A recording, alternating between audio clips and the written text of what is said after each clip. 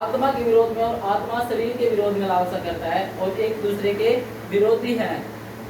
तो हमें परमेश्वर के वचन के अकॉर्डिंग आत्मा के अनुसार चलना है, क्योंकि परमेश्वर का वचन हमें प्रेम सिखाता है। तो परमेश्वर के वचन के अकॉर्डिंग हमें एक दूसरे के साथ अपने समान प्यार प्रेम रखना चाहिए। तो और यदि तुम आत्मा की चलाए चलते हो तो व्यवस्था के अधीन न रहो। व्यवस्था में सिखाया गया था कि व्यवस्था में हमें 10 आज्ञा दी गई थी कि तुम चोरी ना करो, ठगी ना करो, एक दूसरे का लालच ना करो, एक दूसरे के धन का लालच ना करो, ऐसा बहुत कुछ सिखाया गया था। तो परमेश्वर कहता है कि तुम व्यवस्था के अधीन ना रहो।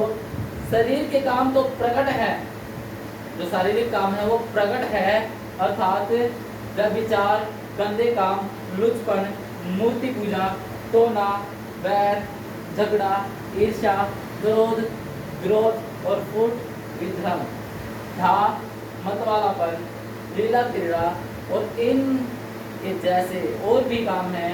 इनके विषय में तुमको पहले से कह देता हूँ, जो पहले कभी कह भी चुका हूँ कि ऐसे ऐसे कामों के करने वाले परमेश्वर के राज्य के वारिस न होंगे। Hallelujah, hallelujah, hallelujah. हालेलुया। परमेश्वर का वचन कहता है कि जब हम शरीर के कामों को करते हैं, जब शरीर के काम हम करते हैं, क्या है इसमें? पर शरीर के काम व्यभिचार, गंदे काम, लुचपन, मूर्ति पूजा, टोना टोटका, बैर, एक दूसरे से झगड़ा करना, ईर्ष्या, क्रोध, विरोध, फूट, विध्रम, धा, मतवालापन, जो अही नशा करके मतवाले हो जाते हैं, नशा करके बाहर भाई साहब एक तरीके ना जो नशा पता करके बाहर धक्के खाते घूमते फिरते हैं। तो उस नशे के लिए परमेश्वर ने कहा मतवालापन है, ये शरीर के काम है। लीला क्रीड़ा का मतलब अब हम नशा पता करके कहीं बाहर, कहीं क्लबों में जाकर डांस कर रहे हैं, कहीं कैसे कर रहे हैं, किसी भी तरीके ना संसारिक सॉन्गों पे हम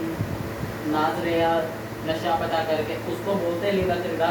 तो परमेश्वर कहता है ये शरीर के काम है, ये प्रकट हैं, ये दिखाई देते हैं कि वो शरीर के रीति चल रहा है या आत्मा की रीति चल रहा है। परमेश्वर का वचन ऐसे ऐसे काम करने वाले परमेश्वर के राज्य के कभी वारिस ना होंगे।